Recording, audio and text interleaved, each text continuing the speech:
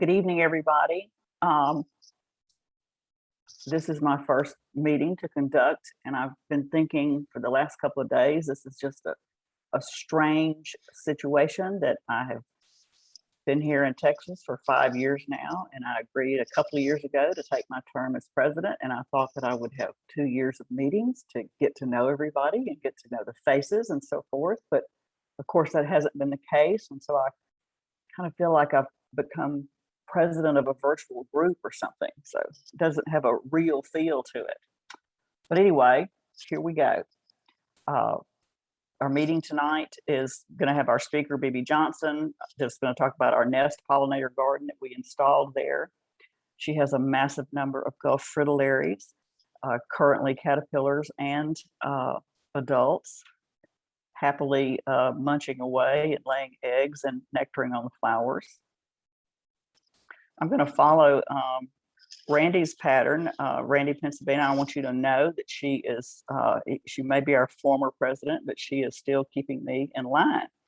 One of the things that she instituted was the plant of the month. And our plant this month is heartleaf hibiscus. And we're going to have lots of these at the plant sale. Our plant sale is the 25th. And these are some plants that Barbara Wright and I have raised from seed over the last few years, and we've had 1 or 2 to be, just a few at each sale. But this year we have a gorgeous crop of gallon heartleaf hibiscus. They're all in flower, beautiful little flower, has interesting hibiscus little seed pods. They are perennial, they will die down in the winter. And even though the information you read about them says protect them below 20 degrees, I can happily report that mine came back after, and it was the first year it was in the ground, from 2 degrees this past winter. So it's got some, a little more cold hardiness and tolerance than is advertised. And I see butterflies nectaring on it all the time. And speaking of Randy, we are so proud to announce that she is the 2021 Benny J. Simpson Fellows Award winner. We just found this out. Thank you, chapter, for voting for her. I've got a quote here that Sue Wiseman gave me when we were talking about, we think Randy needs to get this award, and it describes her perfectly. She is still very hardworking. She keeps excellent records of everything that's been done in the chapter since she got in the chapter, and it really helps us tremendously. It keeps us from repeating our mistakes and helps us plan our future jobs. So congratulations, Randy.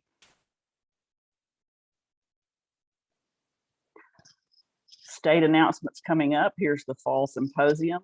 You can register now, members $30, non-members $40. If you'd like some symposium swag, such as that beautiful logo in the middle of the slide on a t-shirt or a cup or some other water bottle or tote bag, you can get your symposium swag at the Nipsot Cafe Press store. Just go to nipsot.org and click on the store link, and it'll take you right to it.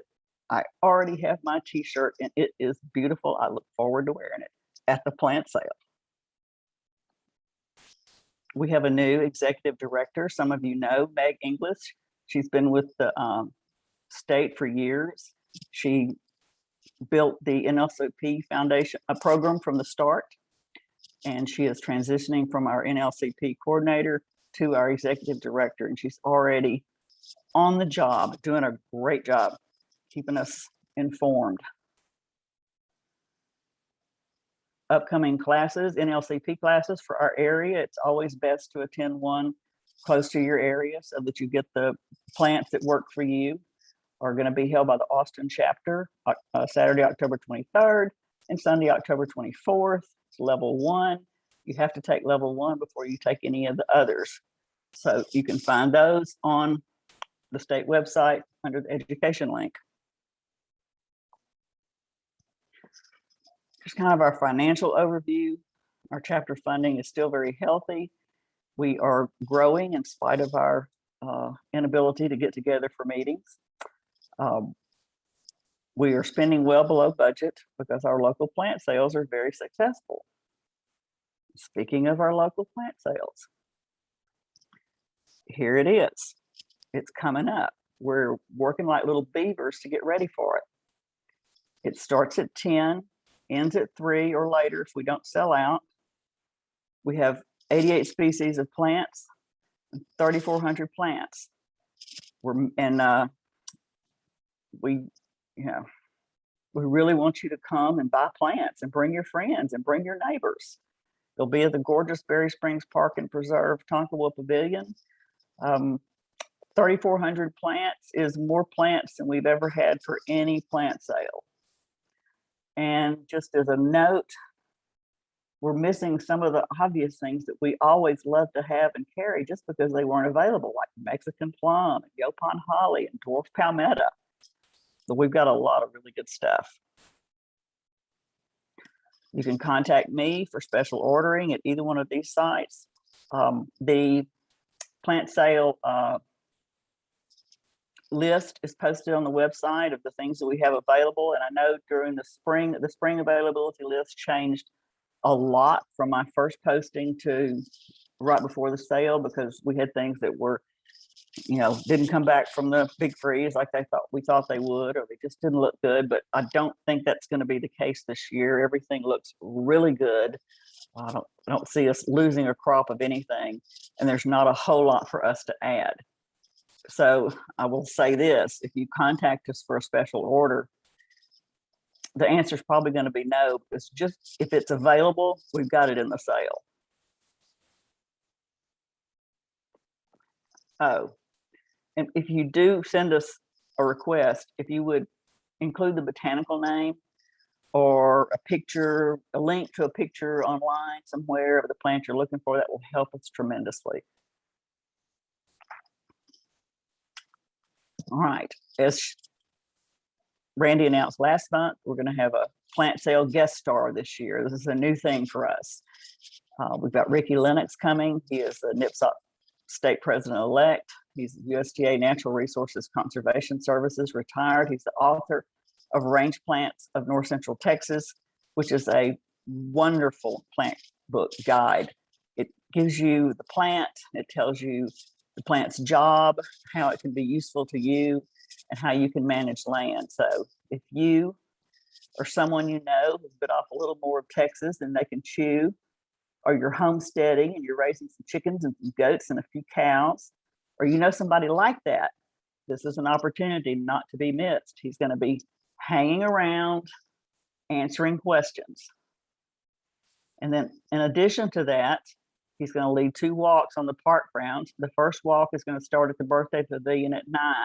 Now, note that's before the sale starts at 10. So you can come do the walk with Ricky and then come to the sale. Or if you're like, I don't want any part of that sale, but I'd like to learn from him, then this is for you, an early morning walk. Second walk is going to be at 11 o'clock, and walks are going to be limited to 15 people, and they're kind of like a first come, first served basis. Then at 1 o'clock, Ricky's going to speak at the Tonkawa Pavilion on native plants, pollinators, and Thanksgiving, a time for reflection, appreciation, and thanks. And that's what he will discuss. And bring a chair for the talk. This is going to be outside, adjacent to the pavilion.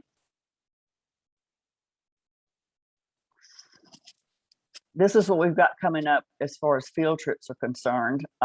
We don't have any active ones planned because of the rise in COVID-19 infections. There is a state event not planned by our field trip committee, but I've included it on here.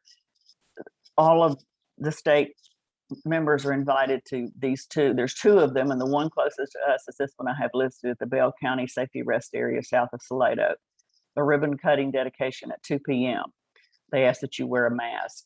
Hopefully, I know that I won't be able to be there, but I hope that some folks from our chapter will be able to be there and take pictures, please, especially of people from our chapter. We have a Hidden Springs Preserve, which is a future county park, not open to the general public. The land is not open to the general public, but we're going to do the 3rd of 12 plant surveys. And that's a lot of fun.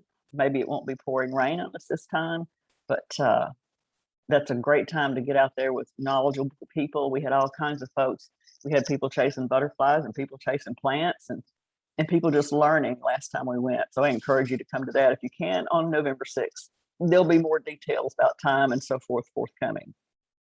Then we still have a goal out there, September 23rd, 2022, to visit Native American Seed in Junction, Texas.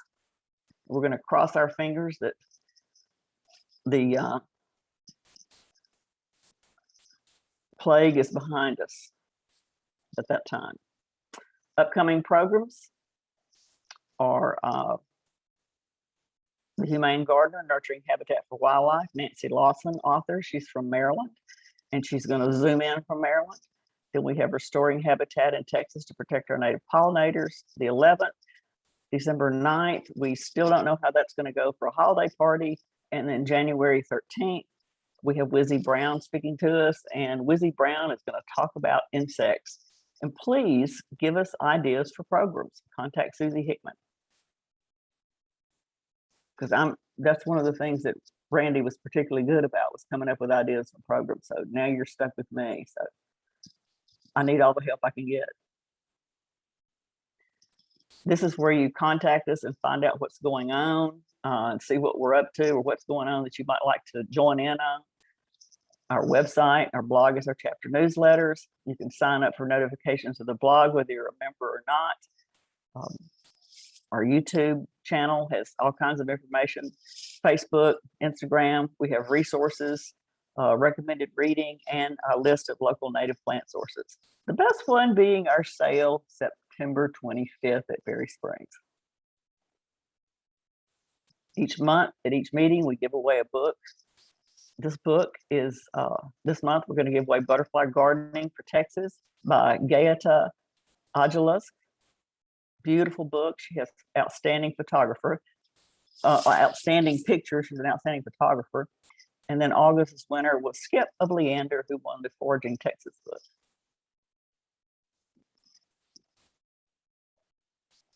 All right. Now we're getting ready for our program here. This is a picture of the Nest Pollinator Garden when it was down to bare dirt before we planted. The pollinator gardens we've installed have brought us together with some terrific folks. It's allowed us to showcase how pollinators depend on native plants, and in this case, give young people a hands-on example of pollinators at work. Our chapter members who volunteered with these projects have learned quite a bit through their experience. It's been money well spent. We've really enjoyed working with Bebe and her clients. It's a real privilege to be associated with the Nest Empowerment Center. Bebe, I'm going to turn it over to you.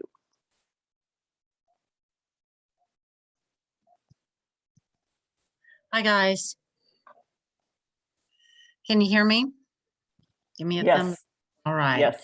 I am so excited to be here, and that was so interesting. I was writing notes down the entire time. I will be there for the 25th. I'm a big hibiscus fan, so I can't wait to see the heart leaf hibiscus.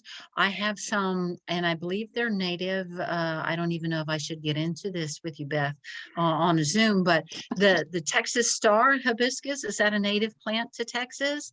They've been really thriving this year. The first time I planted one, we previously at a previous home, my husband, who was in law enforcement, came up and said, Bebe, someone planted a marijuana plant in our flower bed. And I'm like, no, I don't think so. So anyway, I laugh about that to this day. But I'm excited about going to that. I'm excited about learning more about your organization. It has been a blessing to both myself and the kids to be able to have a butterfly garden here. And let me get my PowerPoint going and I'll start with the presentation. Does that sound okay? Yes. Okay. Sharing my screen.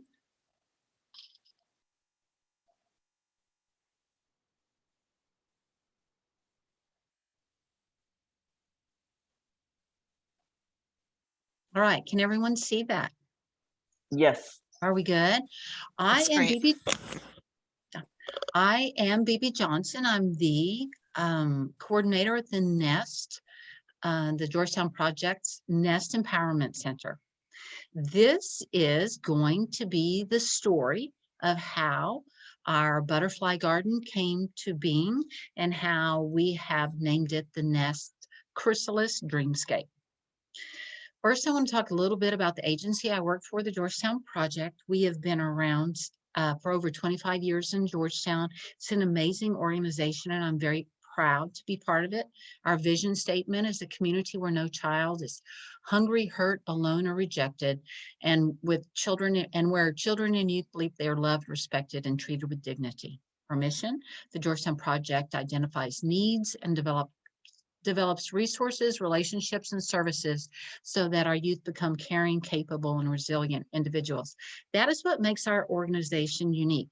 Even though we started 25 years ago, we do not have the same programming. We were set up on a public health model, meaning every year we work with our community partners. We have something called the Collaborative, which is a monthly meeting where we have 60 to 80 organizations come together countywide and citywide to determine what the problems are, what the needs are in our communities, where are the gaps, and who can partner to fill those gaps.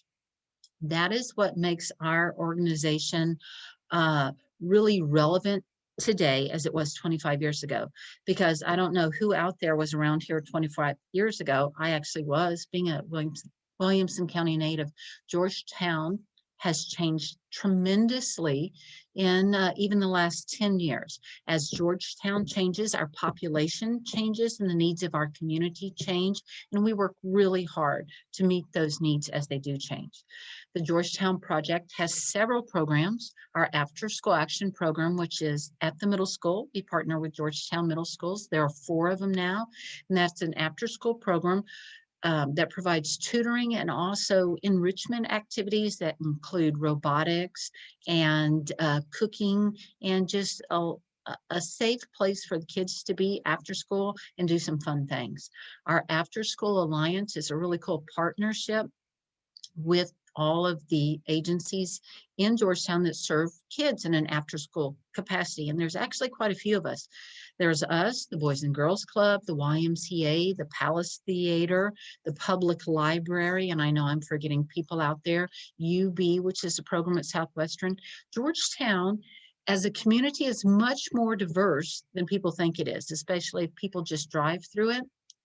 What is really interesting about our After School Alliance is we all serve kids, but from different parts of the community. So we are able to have some common training, some common vocabulary, and work with the kids community-wide and bring them together for special training. So I'm really happy to be part of that After School Alliance. And we have such great working partners out there, whether it's the Boys and Girls Club, or the folks at the Palace Theater, working hard to create great programming for kids in Georgetown. Bridges to Growth Parent Center is our early childhood arm of the Georgetown Project. They work really hard over there, and we have some really, really good trainings available. We're doing a lot of Zoom stuff now online, so parent training is available. They do toddler activities, and it's really wonderful. I encourage you to check them out. You can go to our website and find out about more about Bridges through our website. Collaborative for Children and Youth is our monthly meeting where we gather everyone together to really try to get an idea of what's going on in the community. An example of that was one of our collaborative members reached out to us today and said, we've got lots of calls. There are families coming in who've been displaced by the hurricane. What are we as a community going to do about that? And of course, one of our best partners in a really great organization in this community, the Caring Place, said, send them to us. We're taking care of the needs of those families. The Collaborative is a really important group in Georgetown, and it allows us to serve kids and families who are here and those who come because of emergent needs as well. Kids City is a partnership that we've had with the City of Georgetown and GISD to provide summer programming for kids who qualify for it. And then the Nest Empowerment Center, that is me. We are an after-school program here in Georgetown for Georgetown High School kids. We started in 2011 as a program that served only those kids who qualified for homeless services, and it looked more like a drop-in center. By 2014, our program had grown, and we expanded who we served to those kids who were homeless, who are at risk, who are what we call unaccompanied youth, or who need resources that we have available here. And sometimes, guys, kids just need a safe place to be. So that's what we do here at the Nest Center. I'll talk a little bit more about it in a moment. Part of what we do here at the center is try to teach kids how to get a job and where to get a job. And we have a summer youth employment program where we place kids in paid internships in the community. We have several different work sites out there. It's probably the most impactful program we have for our kids. For those kids, and I've been working here 8 years now, for those kids that we have worked with and have been part of our summer youth employment program, those are the kids who've graduated and either gone on to some type of post-secondary education program, or those are the kids that are out there in the community now. We have one summer youth employment program person who is now managing our local UPS. We have one that is managing Lamppost Coffee. So I'm always really excited to go out in the community and see the kids that we worked with. And it's really interesting because now they're starting to reach out to us and want to be a work site for our SYEP because they understand how important it was to them, and they want to give that opportunity to the kids that we work with. And that's an amazing thing to see happen. We also have a post-secondary and supportive housing program. Over the past 4 years, we've been able to place 4 different kids in apartments and case manage them. The Georgetown Project pays for that, and we case manage them as they pursue post-secondary education. That was kind of a pilot program that we were encouraged to do here in Georgetown to determine if we had the resources to do it. We were successful in that. We've had one young person get a certification as a CNA, one a phlebotomist certification. The third young person got certified in cosmetology, hasn't taken her state boards yet. And then the fourth student is actually will graduate in December with her 2-year welding certification. Wonderful program, a lot of time and energy. And we were very happy when Texas Baptist Children's Home in Round Rock has the huge campus that's been around for years, started an independent living program for kids 18 to 24 called Home Base, where kids live there. They manage the kids, help them finish school, get a job, and move on to post-secondary education. So we put in our 4 years, we learned a lot, and now when we have kids who need placement, we're able to connect them to Home Base. We sent 3 kids there last year. So excited about that partnership. Everything we do at the Georgetown Project and all of our programs is based on the 40 Developmental Assets, which comes out of Search Institute. It's a think tank out of Minnesota that was created actually as part of a dissertation in the late 70s. And everything about Search Institute is research-based, and it is to determine how to provide programming for kids and families that will help them be successful in life. And it's all based on 40 assets.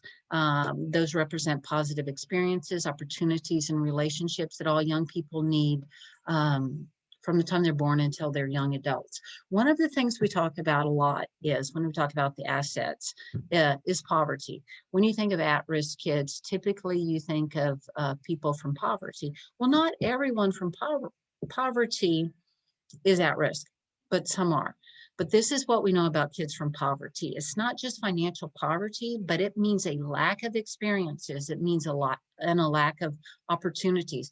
So kids don't have an opportunity to go to summer camp. So we try to help them do that. One of the things that's really interesting, Dr. Bruce Perry, who's kind of the grandfather of all the study about the effects of trauma. He's a neuroscientist, and he is now talking about relationship poverty. And especially in the last few months when our kids have had to isolate and be alone, he's talking about how harmful relationship poverty can be to young people. So those are things that we all try to work on while we're here at The nest, we try to bring in folks so our kids can have experiences and opportunities and really build relationships. This is one thing we know about young people. The more relationships they have, more likely they are to be resilient, more likely they are to be successful, the more likely they are to stay in school and be motivated. Relationships are much like roots on a tree, and you guys will get this. The more roots there are, the hardier the tree is. So the big wind comes, it doesn't get knocked over. If there's a flood, if there's a drought, the more roots there are, the healthier that plant will be. It's the same with kids. If you think about young people having multiple healthy relationships, that's going to be a young person that's going to be able to withstand hard times, that's going to be able to withstand losses when they do occur. So those are all things that we work on here. We do have a good time at the nest. It is a fun place, but everything we do is based in social science, and we're very intentional about it.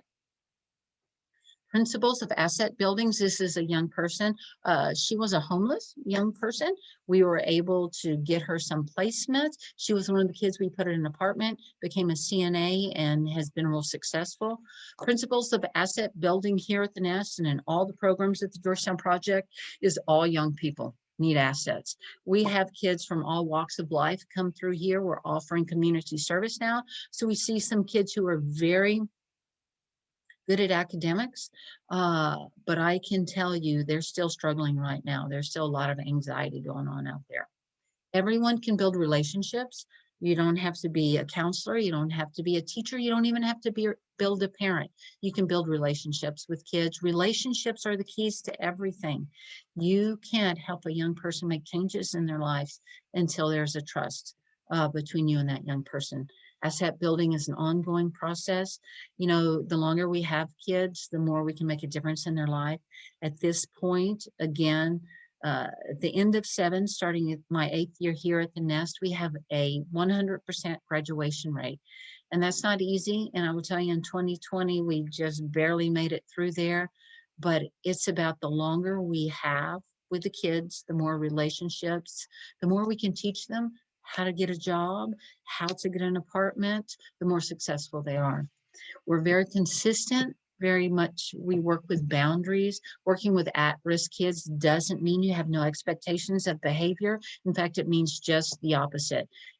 Whatever expectations you have of young people, they will meet them, whether they're high or whether they're low. We have a lot of people that want to come to the nest and volunteer, and we have a lot of volunteers, and we're very thankful. The first thing I tell people is, I hope you're not here to save anyone or rescue someone. If you are, please go to the animal shelter. Because here we're about building skills in young people, not giving them that fish, but teaching them how to fish. And repetition is important. We have structure around here. We do the same things every day. We eat at the same time. We have cleanup at the same time. Repetition is very important. And for kids who might come from a chaotic home, structure it makes them feel safe. They know what to expect. And so they keep coming back. Here's a little bit more about the Nest Empowerment Center. It's a safe haven after school for high school students who are at home, who are homeless, unaccompanied youth at risk or in need of resources. We help them find a job. We have a food pantry. We have hygiene products. We have Wi-Fi access, anything we can do to help them or their families. We do work with community social service agencies, and they come in with their case managers and meet with families and kids. Additionally, in response to the need for community service hours this year, we're starting to offer those to all high school kids in our community and doing some really good things. Workforce Solution is coming in and working with the kids, teaching them in this virtual world of ours.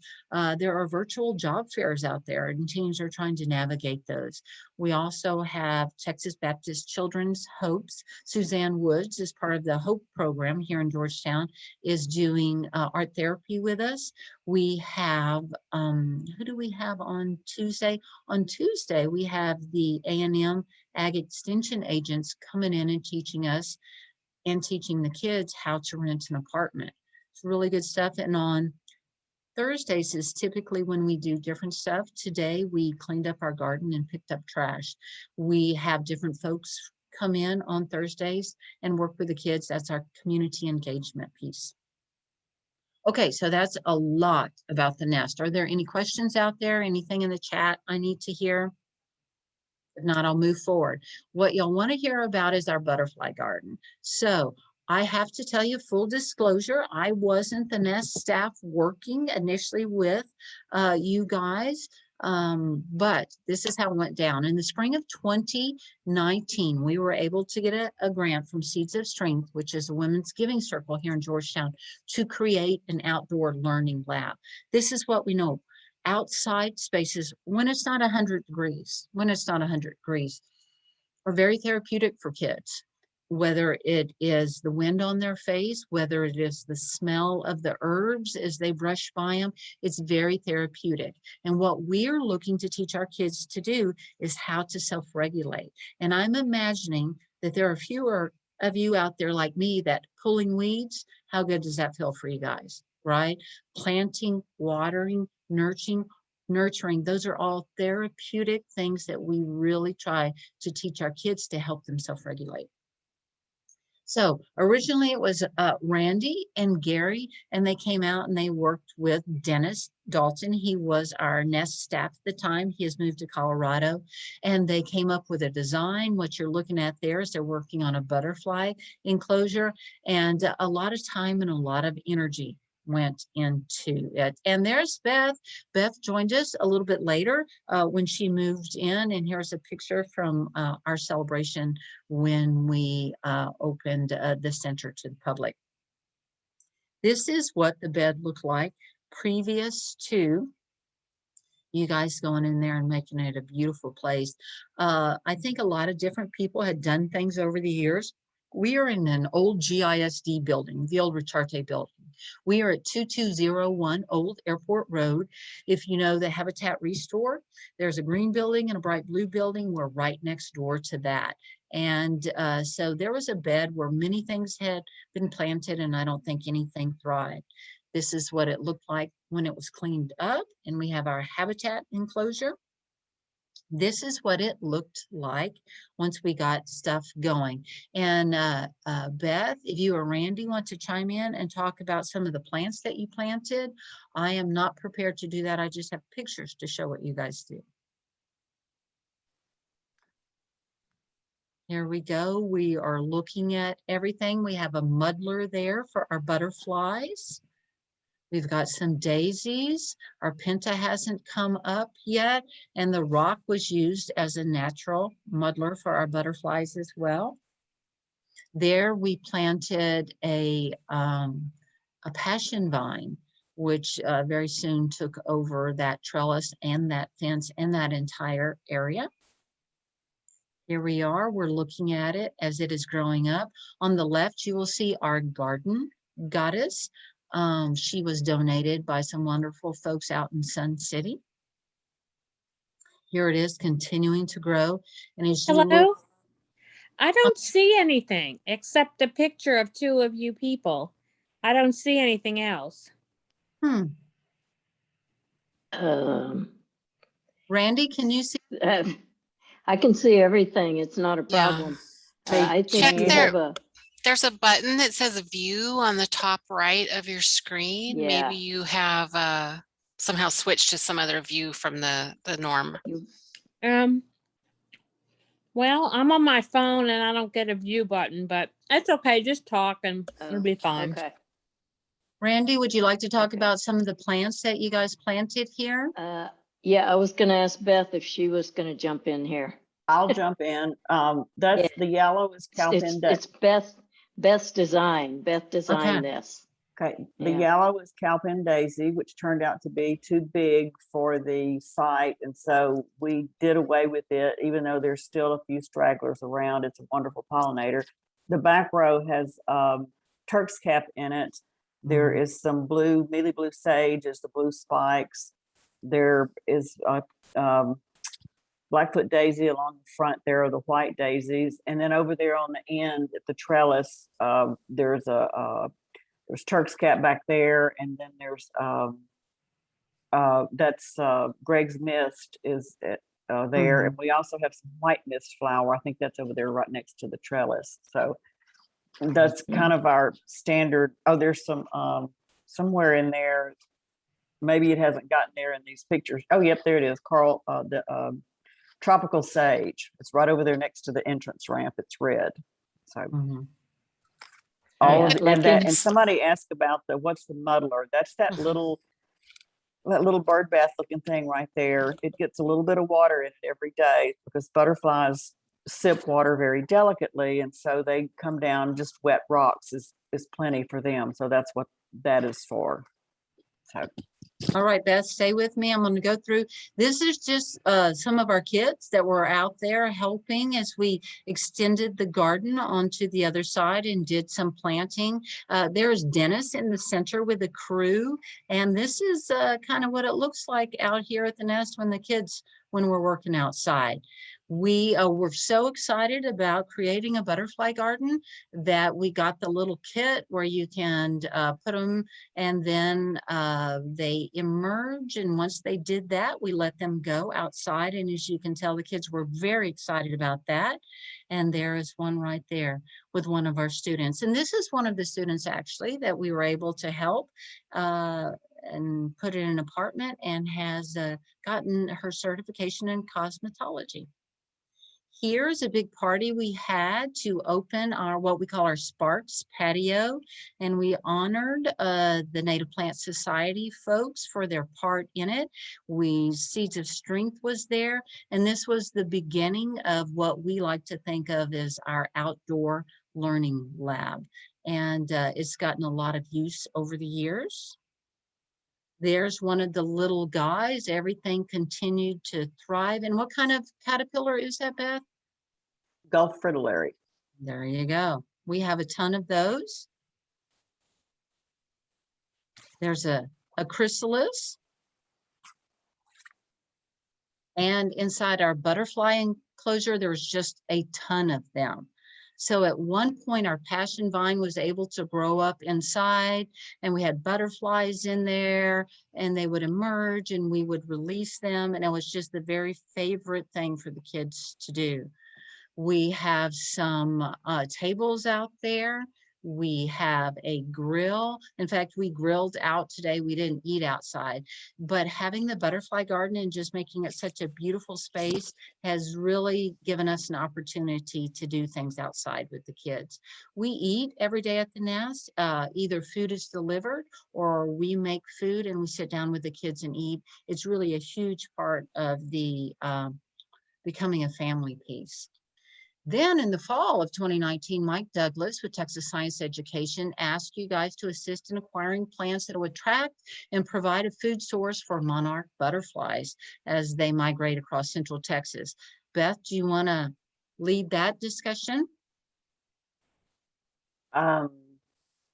We did give plants some butterfly weed. Nipsot gave some butterfly weed. We had the kids plant them, I believe, and we added some more nectar plants down on the opposite end from the original butterfly garden. I don't know that we had any monarchs ever come through. I'm not. Yeah. I don't think that trail was Gulf fritillary to the core. So anyway, Very much so. We brought in milkweed and we did several things, but I am with you. We are a butterfly habitat for the Gulf fritillary. Here's some of the passion vine, which has really taken off and taken over. Inside the nest, we started looking at the monarch and looking at their migration path and the cycle. So it was a really good opportunity for Mike Douglas, who is a college professor and biologist, to teach us about the cycle of the butterfly. Here are the kids outside continuing to work in the garden and then determining what plants to plant. At that time, we had a bearded dragon, and so a lot of the plants that we planted were things that he could drink, but the kids or eat, but the kids were looking at what to plant, what zones we're in, when we could plant. So again, it was a really good lesson. And then of course, outside working in the garden. And on that far side of that garden, you can see on the other screen is where we planted some of the, I guess they're called pollinator plants, Beth, and the milkweed and the stuff to feed the monarchs. This is the young person who helped us decide on our name for our way station, and it is the Nest Chrysalis Dreamscape. We are now a registered Monarch Watch or Monarch way station. We're registered with Monarch Watch. We have t-shirts to prove it. And on the back, our collaborators, Monarch Way Station, Workforce Solution helped fund it, Texas Science Education, and of course, Native Plant Society of Texas. This is when you come up to the nest, the first thing you see. The kids created a cinder block wall. We made a sign, and we have passion vine growing all over it, and butterflies and caterpillars everywhere. This is what our muddlers look like now. As they have grown, I continue to keep wet spots for them. We have caterpillars everywhere. It is hard to take a picture and not find at least one or two. This is Jane and her husband, Kevin. Jane works here at the nest, and our gardens are so nice that in the spring when it was nice weather and everyone was locked down, they would come here to eat. So this is a little thank you from all the kids at the nest. We really do appreciate everything y'all did to help us create our butterfly garden. We have an outdoor learning lab now. Every opportunity we get the kids outside. And I'll share with you, I was working outside with one young man today, and he said, you know, Miss Bebe, I've never pulled weeds before. It feels really good. And I was like, yeah, it does. And I told him, I said, when I have a lot on my mind and I don't really feel like talking about it, I walk out and I kind of start pulling weeds, and it just makes me feel better. And he was like, yeah, maybe I'll try that at home. I was like, yeah, that would be a great idea. So it's a very organic way for our kids, one, to be outside, two, to nurture and just learn those coping skills and help self-regulate in what's been a really tough time for our kids. The kids that are coming to us now have been isolated and at home for the past 18 months, and it's real hard. So when we have an opportunity to take them outside and do things and teach them how to pull weeds, it's much more impactful than you might think it would be. So once again, I just want to tell you guys, thank you for helping us set it up. Thank you for helping us maintain it and everything that you do for us. And that's it, guys. That's all I've got. Thank you, Bebe. That was terrific. I have a couple of questions for you. Is the butterfly garden a place that we can visit? Can the public come and visit it? I'm imagining probably not, but. Oh, absolutely. It absolutely is. We start serving kids about 4 o'clock. We serve kids Monday through Thursday from 4 to 7. So you are welcome to come and view it at any time. You are also welcome to come and see it while we are here. That is absolutely okay. So we are at 2201 Old Airport Road, and you are welcome to come and look at it at any time. Oh, that's great. I would love to come see that. And we had some questions about who made that graphic for the t-shirts and the posters. I love that. Well, that's really cool. And Beth was around when we were doing that. It is a combination of several kids' ideals. Originally, I gave an opportunity. We have some really cool artists, but nobody quite had what we all agreed on. So we talked about it. They knew they wanted a vaporwave technique. They knew they wanted butterflies. Someone had a thing with the head with butterflies coming out, and they knew the colors they wanted. So I wrote it all down. They sent me different graphics, and I went to Austin T-shirt here in Georgetown, who we've collaborated with them before, where kids get to create the T-shirts. So I spent a lot of time with the graphic artist, and we went through several renditions, and the end, she loved it so much that she kept a copy of it. And then I took that image from the t-shirts and I went to one of the sign companies here in town and they created the sign. And they loved it so much, I gave them butterfly t-shirts as well. It's super cool. And it is something that the kids came up with, as well as the Nest Chrysalis Dreamscape for the name of our way station. That is so cool. And are those t-shirts available for purchase anywhere? Sure, or to give away. Yes, we still have t-shirts here, and we would love if you guys are interested in them. Just let me know. And how would we do that? Do you? Oh, Should right we- there, bb@georgetownproject.org. It should still be on the screen. That is my email address. Oh, Just reach out to me. Be a good way to do it. Great. And tell really me what love that. size you want. Yeah, they are super cool t-shirts. Really cool. Mhm. Great. I'm looking at the chat box. I don't think I see any other questions. Last chance, everyone. If you have a question for Bebe, this sounds like a terrific organization. It is. Thank you. And there's many more folks in the Georgetown Project besides me. Our CEO is Leslie Yancha, who is an amazing person, who worked really hard to make all of our programming really relevant. As hard as I work, I know she's working twice as hard, which is wonderful to have in a boss. Bev Hoffman just asked how to get a t-shirt. So Bev, Bebe said her email is right there on the screen. You can email her and inquire about t-shirts. Let her know what Absolutely. size you're interested in. Judy Appelt said she drove to what she thought was 2201 Old Airport Road, and it looked like a different house with a tall fence and a road being constructed through the property. Oh, So that is our admin office, and that address is 2308 Old Airport Road. oh, okay. So we are just down the road.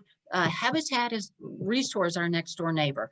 Currently, they have one lime green building and one bright blue building. They're really hard to miss. We are right next door to the bright blue building. We are a brown brick building with a flat roof, 2-story. And a bunch of mesquite trees out front. There you go. Thank you. Yes, right on the road. I want to thank you, Bebe. We really were privileged to work with you guys, love working with you guys, love getting native plants plugged into these young folks, and love that they're getting to see that whole life cycle go on and so forth. So, And learning to pull weeds and how good and learning that to pull feels. weeds, absolutely. So, Thank you guys so much. I appreciate it. We have one last question, Bebe, from Mimi Cavender. She asks, any of the kids provide feedback on their taking home the pollinator gardening to their own neighborhoods or parks? You know, they did not have an opportunity to do that.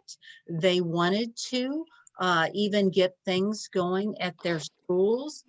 The kids that we work with don't have a lot of control over things in their lives. So that's why we do things here. When and if there is an opportunity to take something home, but I can't say that happened. I can say that here the kids worked on the garden. We did, when Mike came in with the monarchs, we did have sit down meetings. I remember being at meetings with Mike and the kids on planning how we could get monarch milkweeds and so forth into the schools of Georgetown High School and Eastview High School.